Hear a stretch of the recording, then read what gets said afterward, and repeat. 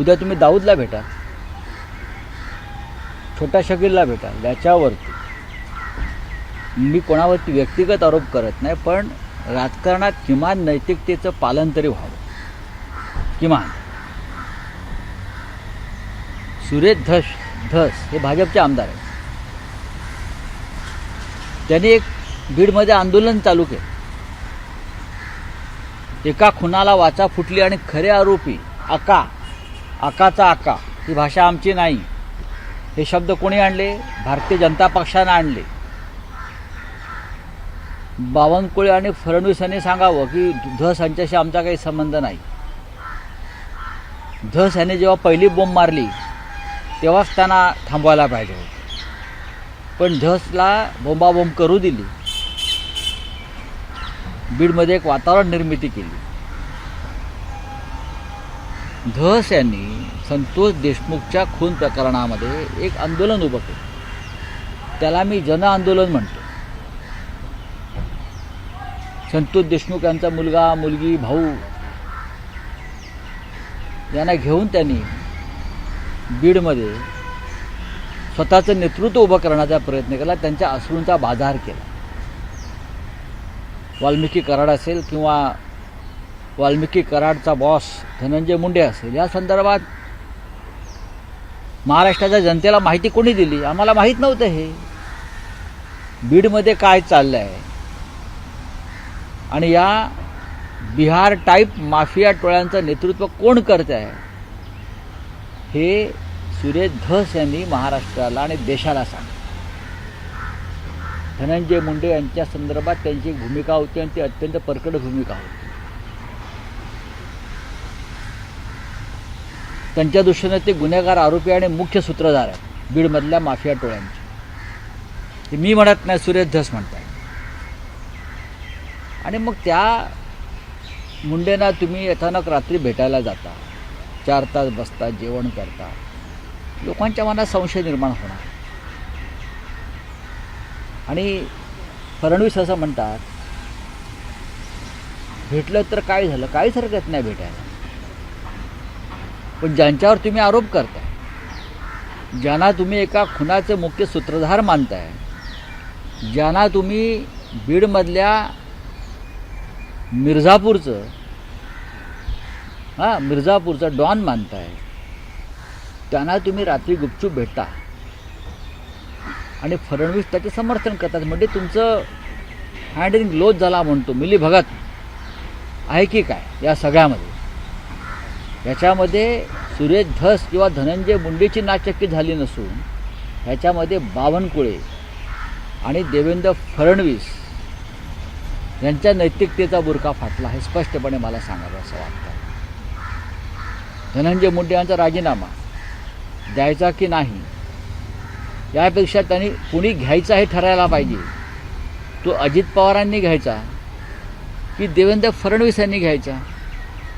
कोणाला वाचवत आहे? माझं तर स्पष्ट मत आहे, मनोज जरांगे पाटील यांचं जे नेतृत्व उभं राहिलं मराठा समाजामध्ये आणि त्यांनी जे आंदोलनाला सुरुवात केली होती पुन्हा एकदा निवडणुकीनंतर, त्या आंदोलनाची धार कमी करण्यासाठी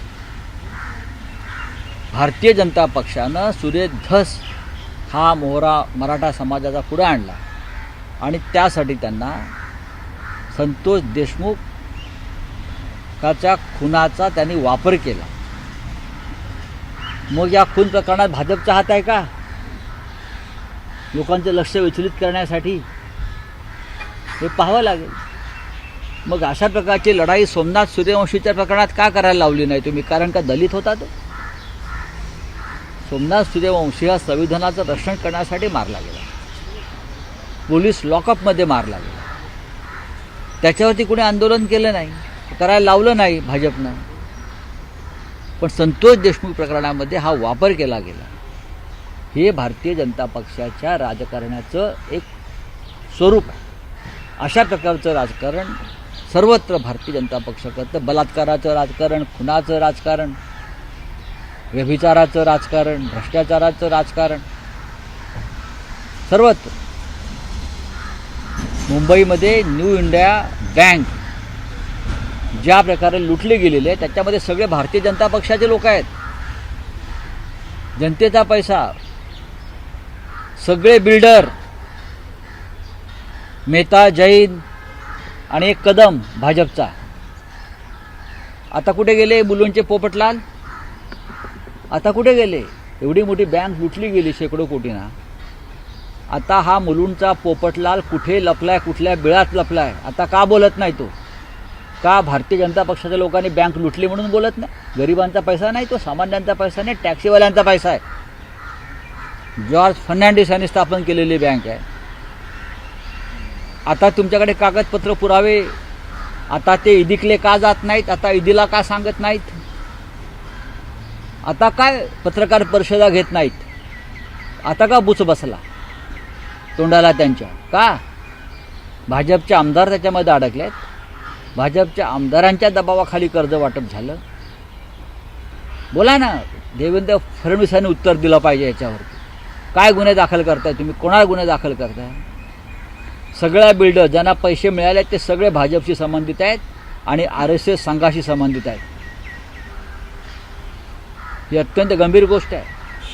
या देशामध्ये विरोधी पक्षाच्या लोकांना एक नाही आणि सत्ताधाऱ्यांना दुसरा नाही. कोणता समान नागरी कायदा आणताय तुम्ही? काल पुन्हा एकदा अमृतसरला विमान उतरलं लष्कराचं अमेरिकेच्या. उतरू कसं देत आहे? अफगाणिस्तान नंतर अमेरिकेचं लष्करी विमान उतरणारा भारत हा दुसरा देश. अफगाणिस्तानला उतरतात लष्करी विमान अमेरिका, त्यानंतर भारतात. पुन्हा एकदा बेड्या घातल्या. शीख बांधवांच्या पगड्या उतरवल्या गेल्या. काय करते भारतीय जनता पक्ष? का त्यांना देशाचा अपमान वाटत नाही? आमच्या शीख बांधवांच्या पगड्या उतरवल्या गेल्या आणि तुम्ही तिथे दिल्लीतल्या 84च्या दंगलीवरती अजूनही आवाज उठवताय. चांगलं आहे, पण शिखांच्या पगड्या उतरवून त्यांना बेड्या घालून इथे आणलं आणि आमच्या भूमीवरती उतरवलं. आमच्या हद्दीमध्ये बेड्या घातलेल्या आहेत त्यांना. लक्षात घ्या, अमेरिकेत नाहीत. नरेंद्र मोदी रशिया आणि युक्रेनचं युद्ध थांबवू शकतात. पापाने वार रुकवा दिया. नरेंद्र मोदी आणि त्यांचे भक्त, आंधळे भक्त, रशियाचं आणि युक्रेनचं युद्ध मोदींनी थांबवलं. पण आमच्या भारतीयांच्या पायातल्या बेड्या आमच्या भूमीवर अमेरिकेने घातल्या. हे गुलामी आहे. नरेंद्र मोदींनी काय केलं? 56 इंचाची छाती घेऊन ते अमेरिकेला गेले आणि छातीमध्ये टाचणी टोचली ट्रम्प आणि ती छाती लहान करून इथे आले. ही अत्यंत शर्मनाक गोष्ट आहे. तिसरं विमान आलं बेड्या घालून भारतीयांचं. काय केलं मोदींनी जाऊन तिथे? प्रधानमंत्र्यांनी जाऊन केलं काय? जीव भारतीयांचा राष्ट्रभक्त आहात ना स्वतःला तुम्ही, अतिराष्ट्रवादी समजता. हिंदू तुडवला जातोय कुंभच्या नावाखाली. दिल्ली तो रेल्वे प्लॅटफॉर्म असेल, नाहीतर प्रयागराजला असेल. काय करताय? काय सरकार कुठे आहे? मोठे आमचे मुख्यमंत्री जाऊन आंघोळ करतायत, त्यांचे मंत्री जाऊन आंघोळ करतायत, इथे पाप करतायत. चला बोला. सर हिंदी में जानना चाहेंगे, जो कोऑपरेटिव बैंक है उसमें बहुत सारे बीजेपी लीडर्स के नाम आ रहे हैं. न्यू इंडिया कोऑपरेटिव बैंक, ये बैंक बहुत ही प्रतिष्ठित बैंक, बड़ी बैंक है, कोऑपरेटिव बैंक है, शेड्यूल बैंक है मेरे हिसाब से. जॉर्ज फर्नांडिस साहब थे उस वक्त, मुंबई में वो लेबर लीडर थे, काम करते थे और टैक्सीमैन यूनियन चलाते थे. उनके लिए बैंक बनाई थी और ये बैंक अब बीजेपी के लोगों ने अपने कब्जे में लेकर बहुत ही गलत तरीके से लोगों को कर्जा दिया, अपने अपने लोगों को. सभी जिसने बैंक लूटी है, ये 150 करोड़ का घोटाला है लगभग, कम से कम अब जो सामने आया है. सभी बिल्डर जिनको पैसा मिला है वो बीजेपी के जुड़े हुए हैं, बीजेपी को चंदा देने वाले लोग हैं. बीजेपी के MLA उसमें है महाराष्ट्र के. ये जो किरीट सोमैया नाम का आदमी यहाँ बैठा है बाजू में, बीजेपी का लोफर, मुंबई में. और जब बैंक के छोटे मोटे घोटाले सामने आए तो यहाँ नंगा नाच रहा था ईडी के ऑफिस में जाकर, उसको अरेस्ट करो, उसको अरेस्ट करो, ये कल जेल में. अब इतनी बड़ी बैंक डूब गई है, बीजेपी के लोगों ने डुबाई है, लोगों को लूट लिया है. अब कहाँ ये लोग? कहाँ है देवेंद्र फडणवीस जी? कहाँ ये किरीट सोमैया है? कहाँ? मुझे बताइए. अब जाकर कंप्लेंट करो ना ईडी के पास. कि बीजेपी के एमएलए को अंदर करो। हमारे रविंद्र वायकर जी के खिलाफ उस वक्त उनके अगेंस्ट कोई केस नहीं बनता था, उसको डरा धमका कर बीजेपी में शामिल कराया। एक छोटा केस था बीएमसी का, ईडी के पास चला गया ये महाशय। अब कहाँ है आप? ये जो सब बिल्डर लोग हैं, ये घाटकोपर के, मुलुंड के, मुंबई के, जिसने वो बैंक को लूटा है और बीजेपी के आशीर्वाद से लूटा है। देवेंद्र फडणवीस को ये पता नहीं, मुख्यमंत्री को पता नहीं क्या चल रहा है। कौन सा गृह मंत्रालय चलाते हैं?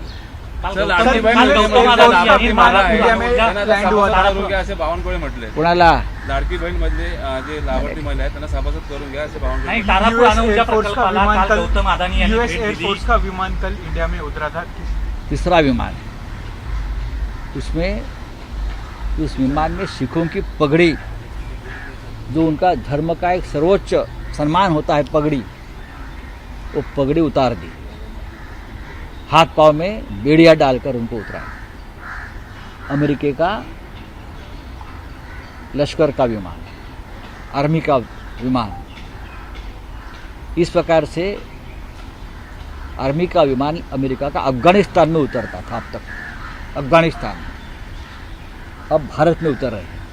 हमारे ज़मीन पर हमारे लोगों को अमेरिका जंजीरें डालकर, सिखों की पगड़ी उतारकर नीचे उतार रहे हैं। और रशिया और यूक्रेन के वॉर रुकाने वाले हमारे पापा चुप बैठे हैं। अमेरिका में जाकर बड़े पापा को मिलकर आए, फिर भी बड़े पापा ने कुछ नहीं किया। जाने के बाद तुरंत दूसरा विमान भेजा, जंजीरें और बेड़िया डालकर भारतीयों को यहाँ भेज दिया पंजाब की भूमि पर। गुजरात में क्यों नहीं उतरता विमान? अहमदाबाद में एयरपोर्ट नहीं है? मुंबई में क्यों नहीं उतार रहे हो? दिल्ली में क्यों नहीं उतार रहे हो? चंडीगढ़ में क्यों नहीं उतार रहे हो? पंजाब में ही क्यों उतार रहे हो आप? क्यों? क्या कारण है? आपको शर्म नहीं आती ये अंधभक्तों को कि हमारे देश के नागरिक है, हमारा खून है, उनको इस प्रकार से अपमानित करके अमृतसर में बेड़िया डालकर हमारे ज़मीन पर उतारे अमेरिका, और आप रशिया यूक्रेन वॉर रुकवाने की बात करते हो और वोट मांगते हो लोगों से? शर्म आनी चाहिए आपको। चलिए, थँक यू। एक प्रश्न असा आहे की भास्कर जाधव गेल्या काही दिवसांपासून स्टेटमेंट्स करता आहे, त्यांच्या नाराजीची चर्चा आहे, पण कालही त्यांनी स्पष्टीकरण केलंय की ते नाराज नाहीत. त्यांचं जे विधान होतं की त्यांच्या कार्यक्षमतेप्रमाणे काम करण्याची संधी मिळत नाही, त्यांनी कुठल्या पक्षाचं नाव घेतलं नव्हतं. ते असं म्हणतायत की मी कुठल्या पदासाठी नौटंकी आजवर केलेली नाही.